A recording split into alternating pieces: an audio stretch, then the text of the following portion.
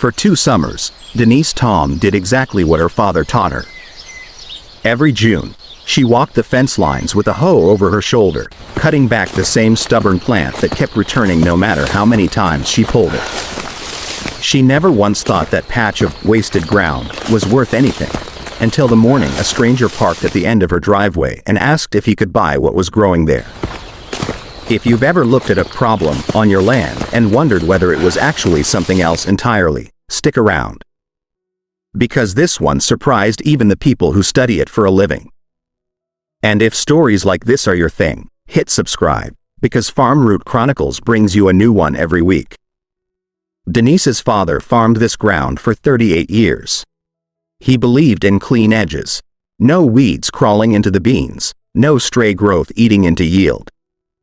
It was a point of pride for him, the kind of thing neighbors noticed when they drove past. When Denise took over the farm after he passed, she inherited more than the land. She inherited the way he saw it.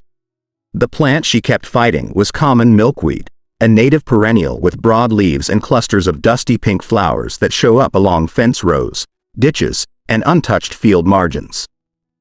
In a lot of farm country, it's treated as a nuisance.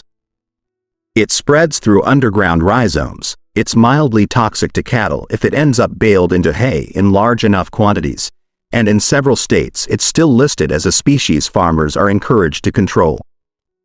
Denise didn't need a textbook to tell her that. She'd grown up watching her father cut it down every summer without asking why. So for 2 summers, Denise did what she'd always seen done. She mowed it back in June. She pulled it by hand along the tightest fence corners where the mower couldn't reach. And every summer, it came back, thicker, in some places, than the year before. She wasn't losing much cropland to it. It mostly stuck to the margins, the ditches, the places too rough to plant anyway. But it was a fight she'd inherited without ever deciding to take it on. Then, in the second week of July, a truck she didn't recognize turned into her driveway. Marcus Feld introduced himself as a field coordinator for a native seed cooperative, an organization that worked with farmers, county road departments, and conservation land trusts to collect wild seed for habitat restoration projects. He wasn't there to talk about crops. He was there because someone had mentioned Denise had one of the largest untouched milkweed stands left in the township. Denise's first reaction was confusion. She told him plainly, that patch was something she'd been meaning to clear out for good. Marcus asked her not to, at least not yet. And then he explained why. Milkweed is the only plant monarch butterfly caterpillars can eat. As monarch populations have declined over recent decades, a trend well documented by conservation researchers tracking overwintering populations, restoration groups across the country have been working to rebuild habitat corridors along roadsides, field margins, and public land. But there's a catch. You can't just plant any milkweed and call it restoration. Commercially grown milkweed, the kind sold at garden centers, is usually propagated from a narrow set of parent plants, often sourced from just 1 or 2 regions. When you plant thousands of genetically similar individuals across a wide area, you lose something restoration ecologists care about deeply: local genetic diversity. Wild, regionally sourced seed, what's often called local ecotype seed, carries adaptations to local soil, local climate, and local pest pressures that nursery stock simply doesn't have. For serious restoration work, especially on public conservation land, local ecotype seed isn't a preference. It's often a requirement. This is the kind of detail that never makes it into the conversation about weeds versus crops. And it's exactly why we dig into the real principle behind every story on this channel. If you want the full picture on native seed sourcing and pollinator corridors, drop a comment and let us know. We read everyone. Now, back to Denise. Denise wasn't ready to take Marcus's word for it. She drove out to the county extension office the next week and asked around. What she found lined up with what he'd told her. Milkweed was, in fact, in growing demand from restoration buyers, and wild collected pods from established, undisturbed stands were considered more valuable than anything grown in a nursery bed. Precisely because they were harder to find. Most farmers had already cleared theirs out. That was the piece that changed how she saw the whole situation. The plant hadn't gotten more valuable. Everyone else's had simply disappeared. Denise agreed to a trial season. She wouldn't mow the patch.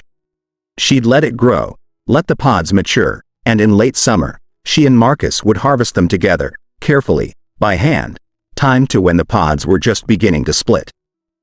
Over the following weeks, she started noticing things she'd never paid attention to before. The number of monarch caterpillars on the leaves. The bees and other pollinators working the flower clusters. How much more activity there was in that patch compared to the rest of the field. Then, in mid-August, a complication nearly ended things before the first harvest. Harlow County ran an annual roadside vegetation control program, a contracted herbicide spraying pass along public ditches to keep brush and invasive growth from overtaking drainage corridors. Denise's patch sat mostly on private ground, but a smaller stretch of milkweed ran along the public roadside just past her fence line, ground that wasn't technically hers to protect. When Denise found out the spraying schedule overlapped with the roadside stretch of milkweed, she didn't confront anyone. She called the county road department directly and asked a simple question.